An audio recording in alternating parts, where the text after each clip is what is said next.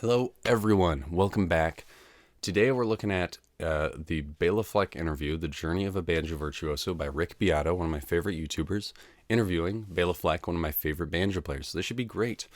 I have watched this interview before. I watched it right when it came out a year ago because I'm a huge Bela Fleck fan and I've watched every single interview that he's ever done that's on the internet, I think. I'm not even exaggerating about that. I went through like a Bela Fleck obsession phase. Which is still ongoing, but I'm also probably more obsessed with Noam than Bela these days. Anyway, my weird tendencies aside, this is a great interview from what I remember, but I don't remember it too well, so this will be a pretty genuine reaction. Definitely going to split this one into a couple different videos because this interview is 1 hour, 18 minutes, and 21 seconds long, and with my commentary, it's probably going to be like a 2-hour long video if I put it all in one. So I'm going to split this into a couple parts. We're just going to watch the first part today, but definitely stick around and watch the other videos if you want to see like the whole interview with my thoughts attached to it. But yeah, let's not mince words. Let's just jump right in, shall we? I'm Rick Beato. On today's episode, we have a truly special guest. An artist who has redefined the boundaries of the banjo and transformed our understanding of its possibilities. I am, of course, talking about Bela Fleck. Hey, he said his name right this time. See, that's what's special about Rick. Besides his beautifully intact hairline and great beard and phenomenal ear, he learns from his mistakes. Last video, he called him Bela Fleck. I crushed him for that. It was like destroyed him with facts and logic. But this time, he knows that it's pronounced Bela. So good job, Rick. A name synonymous with innovation and mastery in the world of music. But before we begin, please consider subscribing to the channel by hitting the subscribe button. Here's my interview. I have already subscribed to Rick. I've been subscribed to Rick for like 5 years, at least. Fantastic channel. I recommend you subscribe to him. You know who else you should subscribe to? Me. Rick has 5.39 million subscribers. I don't even have 500 subscribers. But yeah, I mean, Rick's channel is way better, but I'm maybe a little funnier than Rick. Maybe. I don't know. Anyway, let's keep watching. Bela, welcome. Good to be here with you at my house. Nice to meet your house. I saw you open for Shakti. I made a video about Bela's it, and I was basement looks really nice. absolutely blown away. Really I've seen you play in the past with Flecktones. What's it like to come out and just play solo banjo like that? Hey, Bela's got, he's got a Cosmic Hippo plushie and a As We Speak vinyl record. I also have both those things in my room, only mine is signed by Bela, so that's anyway, I'm being stupid. Well, I love playing solo banjo. Okay. Not to keep stopping, but can we just appreciate all the Grammys? I think that's what these are, right? Just on a shelf. It's just his Grammy shelf. What a legend, dude. It's what I do most of my life. Mm-hmm. Honestly, you think about when you play music, usually you're by yourself practicing, and the time you're playing with a band is actually a smaller part. But, you know, of course, those guys are just really important to me and in my development. And everything that they did when Shakti came out was a revelation, especially to the acoustic music world. Yes. But if I wasn't already a John McLaughlin fan, which I was, Mahavishnu fan, coming up in that fusion world in New York City when I grew up, and seeing that they would be playing at the Beacon Theater 2 blocks from where I lived, and of course Return to Forever, that whole world. So, you know, when he made that shift, when John left, I guess, fusion and went into this Indian direction, I loved it. Yeah. And a lot of people in the bluegrass world, it opened a lot of minds into the possibilities of things we could do with our instruments. It was really something. So when I had the opportunity to be on these shows in any way, I was like, let's do it. My manager said, you won't be able to play these markets for another year if you do this, and you know, you'd make a lot more. I was like, this is something I just want to be there. I just want to see it. So for me, it was unnerving to some extent, knowing that John was there, whether he paid attention to me or not, just that he was in, you know, we were breathing some of the same air as we walked through the halls, and he was very nice to me. You know, we don't really have a long relationship, so in a way that was another exciting thing about doing this, is I might get to know John. Like I really got to know Chick Corea, and he's of that stature. Yeah. You know, for me. So John is of that stature for me, and it's all. I'm not really familiar with Shakti. I should really start listening to it. I want to get into Indian music. It sounds really cool. At some point, I would love to get into Indian music and like other types of music from around the world, different tuning systems. I'm really into tuning and how that works, like the acoustics, the physics of sound and all that. So that's really interesting to me. John McLaughlin is someone who I have been really influenced by, but secondarily because I've been really, really influenced by Ryan Kavanaugh. I took a bunch of lessons from him, and he influenced me a lot musically. And he's like buddies with John McLaughlin and like structured his sound after John. So even though I haven't listened to a ton of John McLaughlin, I have been told that I play things that are kind of like him, which is a massive compliment, but also really interesting because I've never really listened to his stuff. It's just like, you know, the teacher of your teacher is your teacher, but yeah, no, I should really start listening to Shakti. I'm probably not going to talk as much in this reaction just because we're here to learn from Bela, right? I'll chime in stuff whenever I think of it, but this is just going to be an amazing interview for us just to appreciate. Always been very demoralizing to me to see what he can do, and I can't because his fingers and his mind they're super powered. And then I was curious, what's it going to be like now? Because I heard he had stopped playing and had retired because his hands were bothering him, and then now he's back. And I had heard from Zakir, who I'm fortunate enough to have a relationship with, and I get to worship at his altar regularly, which I enjoy so much. He's one of the great effortless masters and full of information that I don't possess, which people I like to be around, people who know things I don't. So some of it I can be inspired by. So rest in peace, Zakir Hussain. I think he passed away fairly recently, which is a tragedy. I love all of the music that he and Bela did together. I haven't checked out any of his solo stuff, but he's wonderful, wonderful. So anyway, Zakir said that John had a cure, and he was now back to maybe 80-90% of his original level, which meant he was willing to go out and play with Shakti. So I was like, this is a once-in-a-million chance to experience this thing.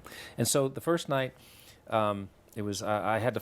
Not to keep interrupting. I know I said I wasn't going to talk as much, but let's just look at Bela's mic setup here. So he's got... This is a terrible viewpoint because it has the stupid... Oh, there we go. Okay. So he's got, I think, the round golden one. I'm not really a sound guy. Okay, I'm a total novice with sound, but I think that's like a ribbon mic, right? Which will get you like a big, dark sound.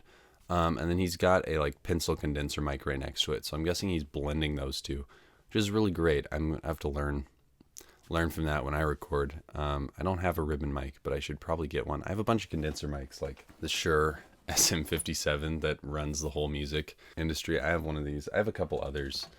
But yeah, I should really get like one of those round ribbon mics to get that big sound. So much to learn. I'm sure that they'll talk about that later in the interview because Rick is like a producer and a sound guy. Also, I wonder what armrest Bela is using because it looks awesome. It may be that gold tone wooden painted black armrest that's on a signature banjo. That's what I'm guessing it is. To fly from somewhere, I had to get up at 4 a.m. and show up in time, just in time to go on and stuff. And that was pretty petrifying. But they were kind. They weren't there, looking to be super critical. They were just happy to hear something different happening before them. But as I thought about it, I said, what should I do? We talked about all kinds of things, the Fleck tones, my bluegrass band, all these things. And I kept thinking, I think solo would be the best. And eventually, that's where we ended up because I don't want a big band playing before I go on, right. And this was very delicate, very beautiful, and it's intense, and it rocks, but it's still it's also very calm. It's calm and exciting at the same time, this music that they were playing. So if I started to think in terms of like what I wanted to do rather than being about what I wanted to do was I wanted to set the stage for them. What could I do by myself that would create energy and build and then when they came on, it'd be, yeah. You didn't just hear what you're about to hear. The opening act didn't play what the main act's going to play. Not that I ever could, but I like the idea of going out there. And then I also thought, with Indian musicians and also a heavily Indian audience, there might be some patience for a soloist to come out because in Indian music you have a sitar player come out and play for 2 hours solo, or right. even a Zakir does solo concerts that could be 3 to 4 hours long, and that audience is is not so afraid of that sort of thing. So I figured I'm only playing 45 minutes. I didn't want to play any longer, and they didn't need anybody to play any longer. So I figured if I can keep an energy going for 45 minutes, keep it building and growing, and then we take a breath, and then these guys come out. And it felt like a good night. It was so appropriate. So talking about Bela's opening for Shakti, I just want to mention, if people have not, anyone watching has not seen this video, right here, Bela Fleck at the Cobb Energy Performing Arts Center by Cosmic Hippo. This is just a recording, probably an illegal recording, of Bela opening for Shakti, and it's all his solo stuff that he does. I have watched this video countless times. It is wonderful. All of Bela's solo stuff is incredible on it. Highly recommend you go check this video out. But this is what Bela and Rick are talking about, is him opening for Shakti. This is the best video of that I have found. He plays like Blackbird. I think he plays a bunch of other popular tunes, and the arrangements for the banjo are just exquisite. So highly recommend you go check that video out. Maybe I should react to this one next. We can, maybe I'll do that. We can react to Bela Fleck at the Cobb Energy Performing Arts Center, because I love that video. It's great. Well, good, because that was a big piece of what I was thinking about. The audience was so engaged when you were playing, and I thought it was the perfect compliment to what they did. And I didn't know what they were going to do. Yeah, I started to know what they were going to do, and as I got along and I got more and more comfortable, I started teasing with, a few little things people might know, which Zakir will do this. He'll be playing this incredible tabla solo that's just unbelievable time, rhythm, math, etc. And then all of a sudden he'll play the Lone Ranger's theme in the middle of it. And it's just a gift to the audience, because they all laugh, and then they get a fresh breath, and then they're ready for the rest of this unbelievable solo. So I took a couple pages from that, and I think I played... is it Black Dog, Led Zeppelin? I found a few little things. I knew there were also some guitar players out there that were just rock fusion guitar people, and that they might know some things. So I did a Beatles cover. I did a few things like that. That's a great lesson, playing to your audience, doing stuff that they'll know and appreciate. They're going to like your show so much more if there's stuff that they know and can relate to in it. Great lesson from Bela here. Part of me really wanted to be Keith Jarrett and walk out there and improvise for 45 minutes straight with nothing, no songs, anything. And that someday I would like to do that. And I probably could have done that if I'd had the nerve on the first gig, because as I got toward the end of the tour, I did a lot more of that, and it felt really good, and I think they liked it too. The power that you had with some of the climaxes in the pieces that you were playing rose to the energy after, I thought, wow, that's really amazing, the sound that's coming out of your banjo, and the harmony that you were playing too. That's a lot of fun for me. Talk about your approach to harmony and how it's and about how it works with the banjo.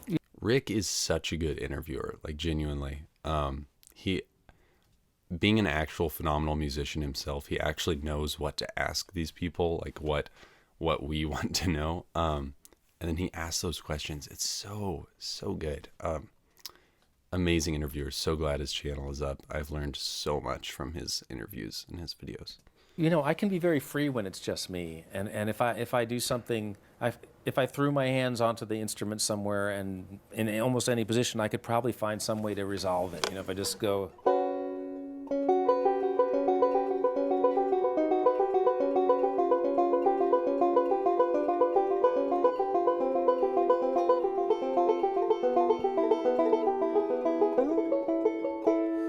But that's a lot harder.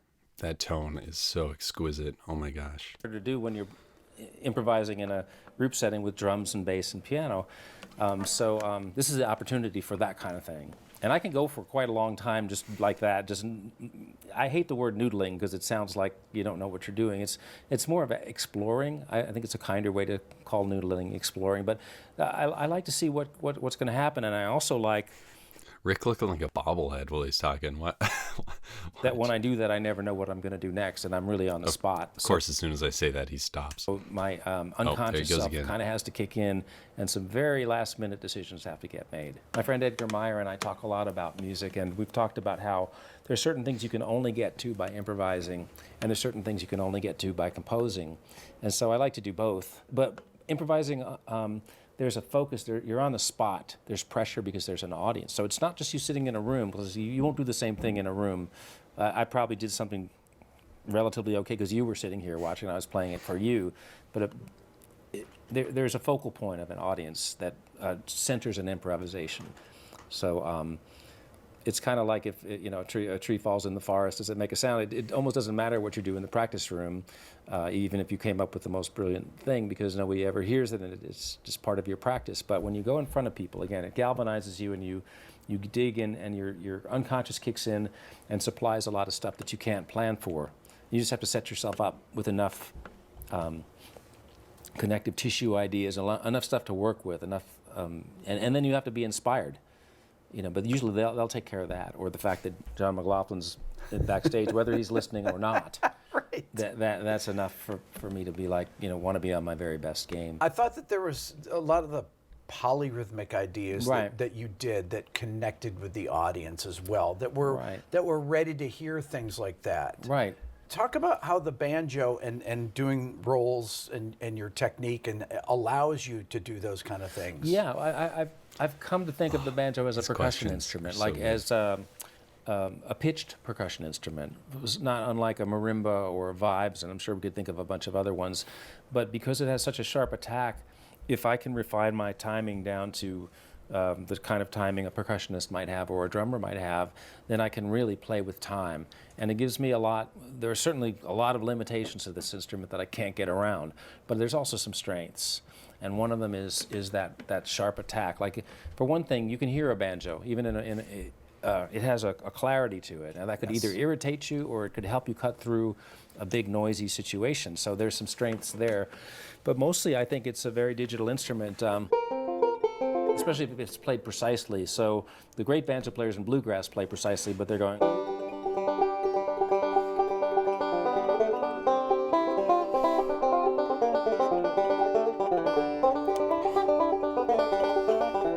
So Earl Scruggs or J.D. Crowe, they'd be like a metronome. They'd be rocking it. Timing perfect, beautiful. So but what if you take that and you do it in 5/4? Let's see. 2, 3, 4.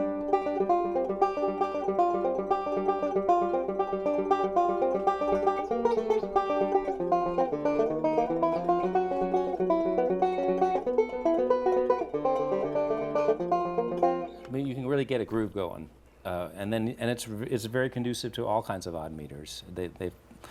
But you got to learn how to do it. Right. But it's a good instrument for that kind of stuff. So I think I always tend to connect really well with percussionists and drummers. Like Zakir and I had an easy time from the very beginning.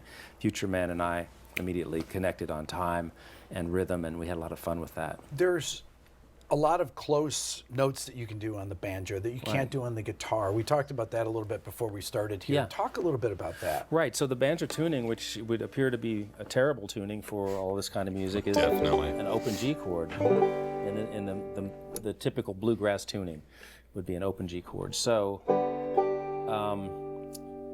the great thing about it is if you want to play a chord, there it is. You can do a bar chord and you can figure out where you are. So there's certainly good things. The open strings give you a lot of possibilities in the main key, as I showed you when I was playing that bluegrass example. Yeah. But the tuning is very close. So in other words, under my hand I can get an octave and maybe 2 more notes in one position before I have to stretch. Unless you're Noam Pikelny, and then you can get like 50. Bro's got massive hands. To get a 10th, right? Yeah. So that's Actually, something funny I've noticed about my hands is I do a lot of things with pretty big stretches. I don't have huge hands, but they're not small either. So I do a lot of stuff with big stretches because I like big wide voicing. So if I open my right hand just like where it normally opens to, and then I open my left hand, like, you see how much further down my left pinky goes, and I can stretch it to there, but just like if I just open them normally, it's like an inch more, which is, it's interesting how like the ligaments in your hand loosen up if you stretch it a lot. But yeah, maybe I could, let's try this, shall we? That's easy. What? Yeah. So that's a 9th. Yeah, maybe I could, if I want to do that, or I can. That's a pretty easy stretch for me. I'd feel totally comfortable playing that. Maybe my hands are bigger than Bela's. I can This is hard.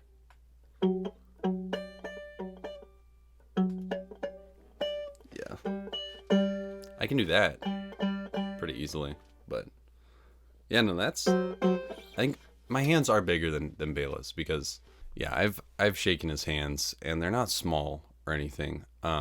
His hands, I've shaken his right hand, but they're not small or anything, but I think my hands are a little bit bigger. So that's interesting that stretch is hard for him. I don't know. That surprises me. Etc. But my point is, I can't get very far. So his tone with his nose that's is the better downside. than But the plus side is because the notes are so close, I can get half steps so easily. I've got them here. I've got the fifth string, which is only, let's see, how could I put this? The fifth string is the same pitch as the first string. It just starts higher. So if you went up to the first string to the fifth fret, it's the same note, which means that is so easy. If I want to have 3 half steps, they're all over the place. So if I want to really be irritating, it's very, very simple. But so anyway, I gravitate to sounds that have a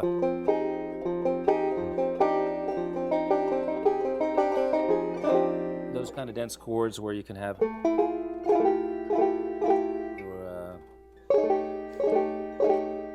you can have half steps in the chords. You just got to figure out where they are. You can't do them everywhere on the banjo. You have to do it where you have an open string to work with, or things.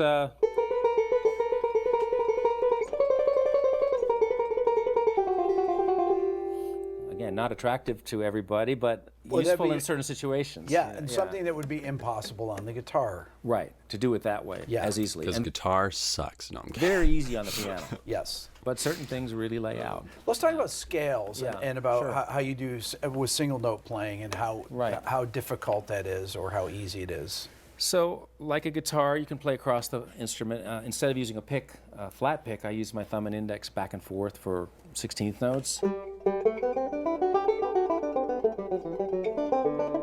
Pretty much just...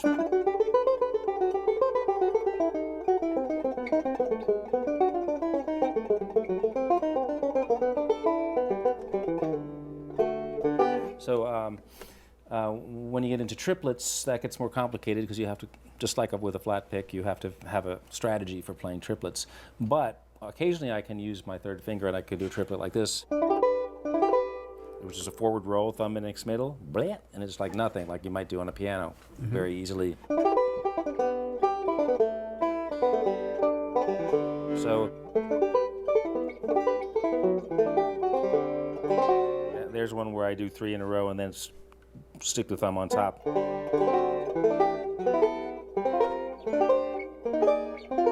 So, yeah. This interview is a masterclass for banjo players. You could learn so much by just studying everything Bela does in this interview and everything he says. And Rick is doing an amazing job of asking him about his techniques. This is just phenomenal, all in all. And you can learn a ton from it. Man, this is awesome. This is amazing interview with Bela. Yeah, but in terms of the scales, I had nobody was really doing that when I came on the scene. Right. People played the banjo like this, and then there was this new fledgling idea of playing scales, a melodic. We call it melodic style, where you alternate strings. So instead of going up for the next note, you go down to a lower string. Then you get the next one open, and then you go to a lower string. It's beautiful. So that's basically alternating to get scales. Beautiful. But you can get these great rippling.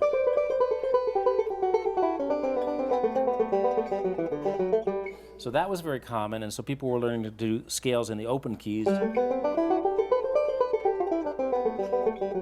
I went to see Chick Corea and Return to Forever when I was 17 at the Beacon Theater, and I watched these guys play. It was Al Di Meola and Stanley Clarke, and of course, Lenny White was there and Chick. After the show, I came back to my house, which was only a couple of blocks away from there, and I was just thinking, God, every note those guys played is on my banjo somewhere. How come I don't know where any of those notes are? How will I find these notes? And so that night I sat up and I started figuring out that I could play these scales. Basically, I just started working on the modes. And I stayed up all night and started mapping out these things. Then I realized, well, I got to learn them in every key. I got to learn the minor ones. And then I started finding out about the altered scales, and I started learning Then I had this real book I had gotten somewhere, and I started, well, I don't know what any of these chords are, and just started figuring them out. And so at the end of things, of learning the banjo that way, I had a very different a different understanding of the whole neck, rather than the very positional playing. Whether when you're in bluegrass, you're either in the open key, the first inversion, second inversion, and then it repeats. So you might throw some stuff in, but it's very position playing. And even with the melodic style, also very position playing, because you're stuck in whatever key you're in. So if the G scale is great. What happens when I get to G sharp? What am I going to go? It's not practical. So something that really strikes me with that is that he has practiced the G sharp melodic scale. Like, listen how, I mean, it's not as smooth as his G major melodic scale, obviously, but he has definitely figured that out and practiced it before. Listen to it. What happens when I get to G sharp? What am I going to go? It's not practical. So if you asked me to play a G sharp melodic scale, I'd be like, what, you know, I couldn't just whip it off like that. He's probably figured out some form of melodic scale for every single key and worked through it. And that just shows you the amount of practice and dedication that it takes to get to Bela's level. He's worked out even stuff like that, the G sharp melodic scale, which is not practical in 99.9% of cases, but I'm sure he's used it maybe like a couple times when he's improvising or writing a song. And players of this level have worked out everything, even stuff that's not super practical. They've practiced it until it's super smooth, and it's just really inspiring. And you can look at it and be like, wow, I really need to practice everything if I want to get to this level, even stuff that sounds dumb, like a G sharp melodic scale. Just work it out, see what you can take from it. Yeah, crazy stuff. How am I going to play in these other keys? So that's when this became really helpful. Then I started doing the alternating thirds, then fourths, and then even fifths, and sixths. This is giving me PTSD flashbacks to when I was doing all this. Bela did an audio tape with Homespun, and there's a book with it where it has all of that, like the interval stuff in it. And I went through all of that, and it was a fantastic learning tool. I haven't gone through the whole tape and the whole book, which I really should. I need to get back on that and go through it. But yeah, those intervals are great if you're playing single string stuff. Sevenths, finally octave. And I did these in every key, and at the end of all of that, I had a much better understanding of how the neck worked. And then I had access to a lot of music that I wasn't able to play on the banjo before, and that people had a harder time. They could only play in certain keys. I could play in any key. It wouldn't necessarily be pretty, but I had the potential. If I had a G flat chord, it wasn't a nightmare. I could find a way to play it, and I had a better sense of how it fit into the whole grid system of the banjo neck. And how do you, if you're playing over, let's say, a 2-5-1 in a key, yeah, and how do you pick out what notes to play in the voicings, and how do you? Right.